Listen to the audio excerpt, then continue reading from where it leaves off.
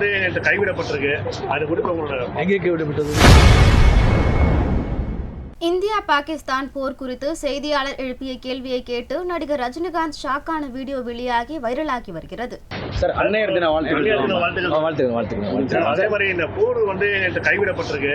அது குறித்து உங்களோட எங்கே கைவிடப்பட்டது? இந்தியா பாகிஸ்தான் போர் நிறுத்தம் நடந்திருக்கு சார். அது பற்றி உங்க கருத்து? அப்புறம் தீவிரவாத தாக்குதலில் ஈடுபட்டவங்க மேல கடுமையான நடவடிக்கை எடுக்கணும்னு நீங்க சொல்லியிருந்தீங்க. இந்திய ஆர்மி நல்ல தாக்குதல் பண்ணி 10 முகாம்கள் அழிச்சிருக்காங்க.